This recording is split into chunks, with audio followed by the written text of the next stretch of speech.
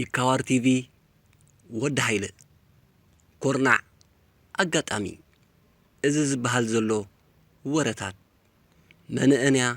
ንግስተ ሳባ ኮይና እትዋሳእ ሰላም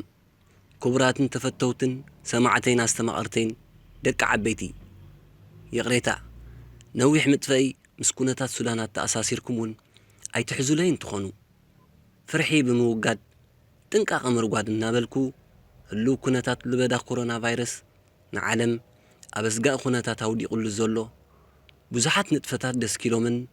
ንጥዕና ወዲ ሰብን ምንቅስቓሱን እውን ደሪቱ ሓደጋ ኮይንዎ ዘሎ ምስ ሙሉእ ጥዕናን ጥንቃቐን ክትህልው ልባዊ ምኔተይ እዩ ፍትዋትን ተኸታተልተይን ሰዓብተይን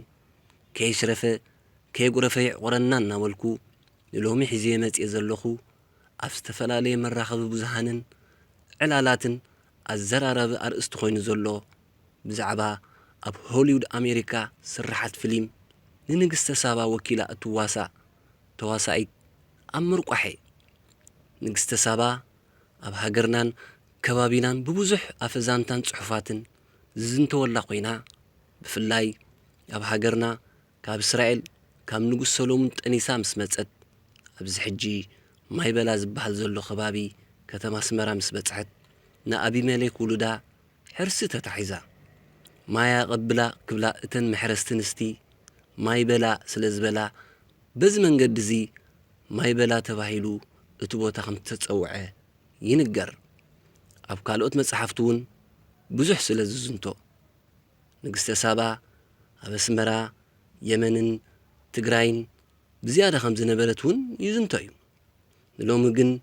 ብዛዕባ ሓፈሻዊ ታሪኻ ኣብቲ ፊልም ዝተሰርሐን ብፍላይ ድማ ክኢላታትን ሊቃውንትን ከዘውንትውልና ንዕኦም ገዲፈ ሆሊውድ ብዛዕባ ንግስተ ሳባ ታሪክ ህይወት ፊልም ክሰርሕ መደብ ስለ ዘለዎ ንመነመን እዩ ተዋሳእቲ ሓፂወን ዘሎ እቲ ብኩዊንስ ኤንድ ኪንግስ ዝተባሃለ ትካል ፊልም ሆሊውድ ብፍላይ ኣብ ታሪኻዊ ፍጻሜታት ኣተኪሩ ፊልም ምዕያይ ዘተኮር ኮይኑ ነዛ ናይ ንግስተ ሳባ ታሪክ እውን ብርክት ዝበለ ሚልዮናት ገንዘብ ሰሊዑ ይንቀሳቐስ ከም ዘሎ እዩ ዝንገር ነዚ ንምምላእ ድማ ናይ ግድን ኮይኑዎ ኣሎ ካብቲ ንግስተ ሳባ ግዝኣታ ዝነበረ ከባቢ ሕርያ ተዋሳእቲ ክገብር ነዚ ንምስላጥ ድማ ዕማሙ ጀሚሩ ይበሃል ኣሎ ቀዳማይ ብወገን ኤርትራ ህብብቲ ተዋሳኢት ኤረና ኣፈወርቂ ካብቲ ትካል ሆሊውድ ብዝለዓለ መለክዒ ንንግስተ ሳባ ኮይና ክትዋሳእ ተሓርያ ዝብል ኮይኑ ኤረና ኣብ ብርክት ዝበላ ፊልምታት ትግርኛ ሃገርና ብፍላይ ኣሚሎኑ እትብል ተኸታታሊ ድራማ ደራሲ ኢሳያስ ጸጋይ ክሳዕ ንስማ ዝተከአታ ሚሎኑ ኮይና ተዋሲኣ መንባራ ይጥቀስ ካልኣይ ብወገን ኢትዮጵያ እውን ብፍላይ ተወላዶ ትግራይ ዝኾና ተዋሳእቲ ሰላም ተስፋዬ ኣብስንያ ገብረ ገርጊስ ፍርያት የማነን እቲ ትካል ሆሊውድ ንንግስተ ሳባ ወኪለን ክዋሳእ ሓፂወን ከም ዘሎ እዩ ዝንገር ዘሎ ሰላም ተስፋዬ ኣብ ብርክት ዝበላ ፊልምታት ኢትዮጵያ ተዋሲኣ ብቕዓታ ዘመስከረት ክሳዕ ስልማ ዝበጽሐት እያ ኣብስንያ እውን ከም ተዋሳኢትን ጋዜጠኛን ኮይና ብርክት ዝበለ ስራሓት ተረኣያ ፍርያት የማነ እውን ከም ተዋሳኢትን ሞዴልን ንቁርብ እዋን እውን ከም ጋዜጠኛ ኮይና ብምስራሕ ብቕዓታ ዘርኣየት ኮይና ሕጂ ምስ ዘሎ ኩነታት ለበዳ ኮሮና ቫይረስ እታ ልክዕ ተዋሳኢት መን ከም እተመርጸት ብጭቡጥ እኳ እንተዘይተገልጸ ብመሰረት ዝረኸብኮ ሓበሬታ እዚ ተጠቕሰ ኮይኑ ብወግዕ ክሳብ ዝግለጽ እውን ኣብ ትጽቢት ኣለና ወዲ ሃይለ ካርቱም ሱዳን ተወሳኺ ምንጭታተይ ካብ ገጻት ተዋሳኢት ሰላም ተስፋየን ኤርትርያን ኣዝማሪኖ ፋኒ ምርኩስ ብምግባሬ ሰላም ወሰናይ እናበልኩ ሳብስክራይብ ሼር ላይክ ኮመንት ምስ ምቕሉል ኣኽብሮት ኣይንረስዕ ብፍላይ ንሰማዕተይን ሰዓብተይን ድማ እዛ ናይ ባህር ደራሲ ሙዚቃን ድምፃውን ጸጋይ በራኺ ትብጻሕክም ምስጋና እትብል ደርፊ ጋብዘኩም ይካዋር ቲቪ ወዲ ሃይለ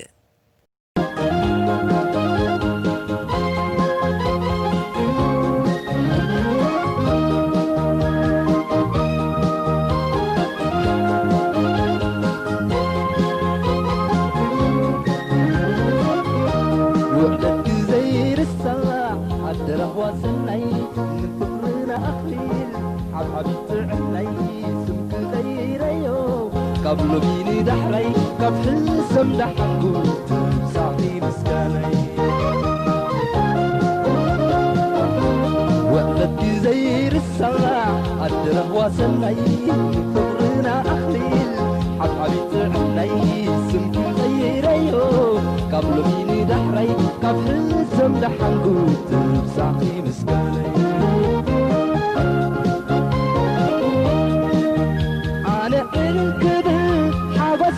قليتي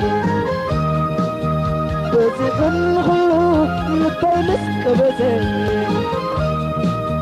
من قرم صدرنا بناي كلتنا حسي مرحنا خريقو خمتا هنسي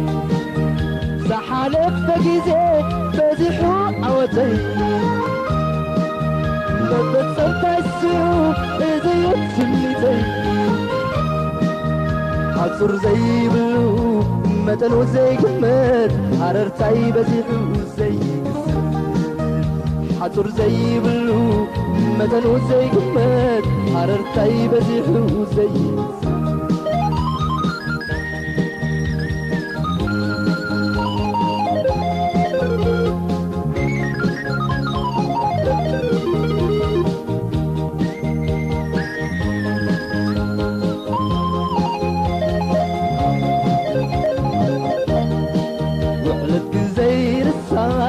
أدره وسني بغرنا أخليل عبعبت عني سمك خيريو قبل بيني دحري قبل السم دحنقو تنسع مسكاني وقلت زير السماع أدره وسني بغرنا أخليل عبعبت عني سمك خيريو قبل بيني دحري قبل السم دحنقو تبسعتي مسكاني فقرنا شويتو حاضرني حدري ربي طلعو قرنا بعيني نفزع انفري ولدنا يا برحي نبي فيك عانس بربس نفري قب عقلين العلي زي قاس عزرو بالمعكس سمعو لعبس كبرو سنبرن تلمي قب زي كون سهرو معلتو أخيلو سمسرو سنبرن تلمي قب زي كون سهرو معلتو أخيلو سمسرو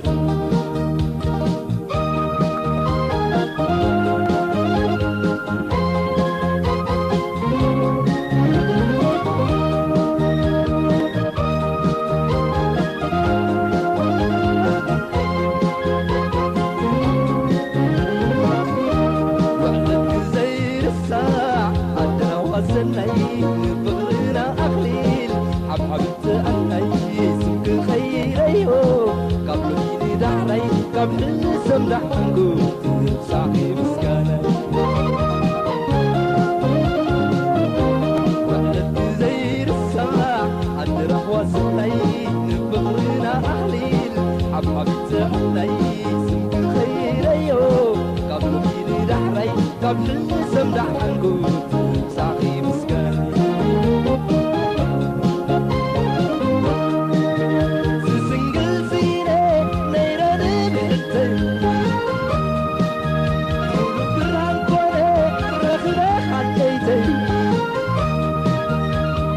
تفتيري كزنتو بعقلي لومي بسحيو وتدمتي